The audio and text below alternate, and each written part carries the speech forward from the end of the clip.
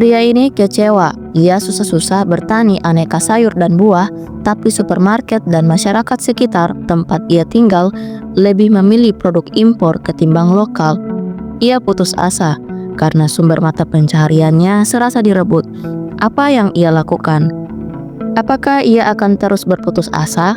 Simak selengkapnya di channel YouTube Sekolah Kehidupan, channel yang akan menginspirasimu ke jalan kebaikan.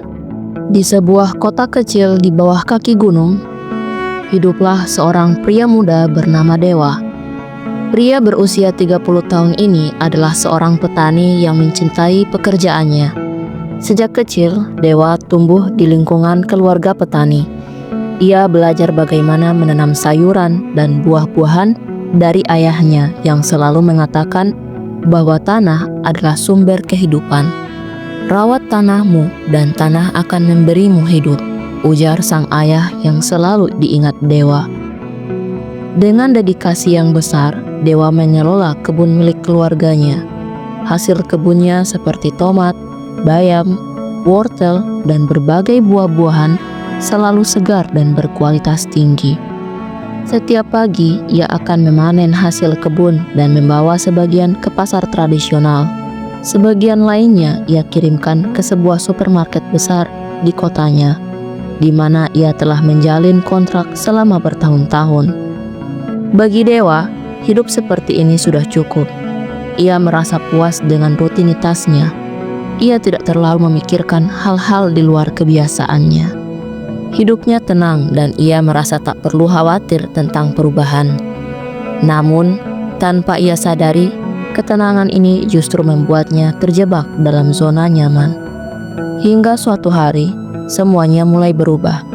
Penjualan di pasar menurun drastis. Awalnya, Dewa tidak terlalu memikirkan hal ini. Ia menganggap bahwa penurunan penjualan adalah hal biasa dalam dunia usaha.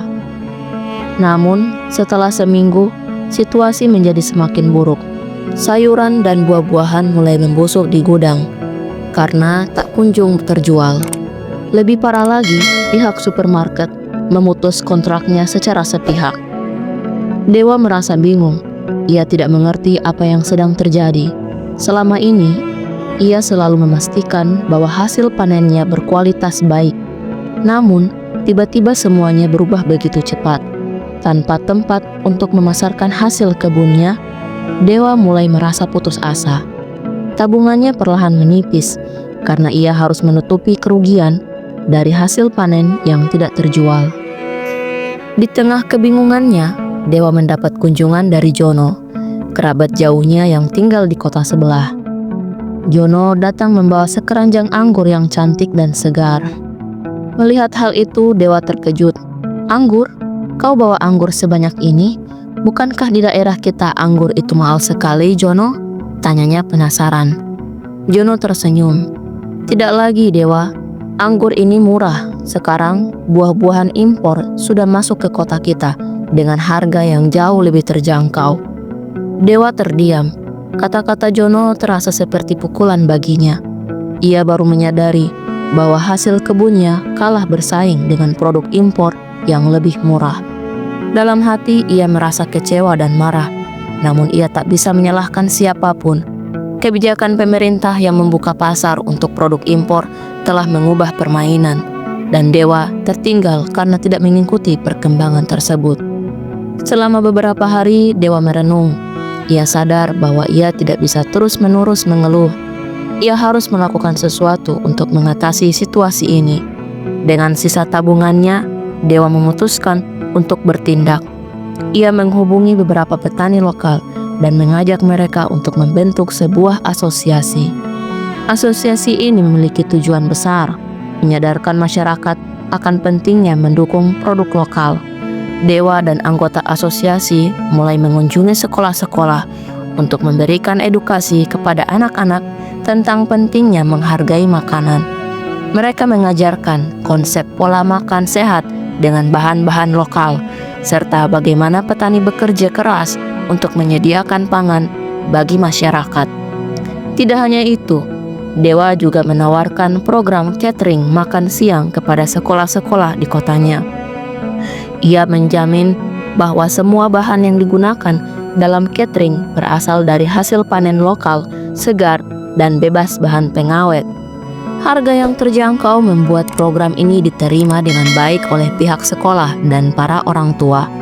Perlahan, masyarakat mulai menyadari pentingnya mendukung petani lokal, dan bisnis catering Dewa pun berkembang pesat. Melalui perjalanan ini, Dewa belajar banyak hal. Ia menyadari bahwa hidup tak bisa hanya bergantung pada kebiasaan lama. Dunia terus berubah, dan ia harus peka terhadap perubahan tersebut. Kini, Dewa tidak hanya dikenal sebagai petani, tetapi juga sebagai pemimpin yang membawa perubahan besar di komunitasnya. Dari kisah Dewa, kita bisa mengambil beberapa hikmah. Yang pertama, keluar dari zona nyaman untuk berkembang. Dewa awalnya merasa cukup dengan rutinitasnya sebagai petani. Namun, saat krisis melanda, ia dipaksa untuk keluar dari zona nyamannya. Hidup mengajarkan bahwa hanya dengan melangkah keluar dari rutinitas, seseorang dapat menemukan potensi baru dalam dirinya. Tantangan adalah pintu menuju pertumbuhan. Yang kedua, pentingnya memahami kebijakan pemerintah. Ketidaktahuan Dewa tentang kebijakan impor menjadi pelajaran penting.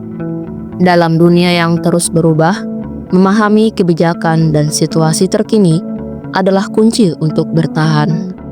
Dengan pengetahuan yang cukup, kita bisa mempersiapkan diri menghadapi tantangan sebelum mereka datang. Yang ketiga, kolaborasi sebagai kekuatan komunitas. Dengan membentuk asosiasi petani, Dewa membuktikan bahwa kerjasama dapat menciptakan perubahan yang besar. Kolaborasi memungkinkan individu berbagi sumber daya, pengetahuan, dan dukungan. Bersama-sama, tantangan yang sulit pun bisa diatasi dengan lebih mudah. Yang keempat, edukasi sebagai investasi jangka panjang. Melalui program edukasi di sekolah, Dewa dan asosiasinya menanamkan nilai pentingnya menghargai makanan lokal pada generasi muda. Pendidikan ini membentuk pola pikir yang lebih baik untuk masa depan. Generasi yang teredukasi akan menjadi pendukung utama perubahan positif dalam masyarakat.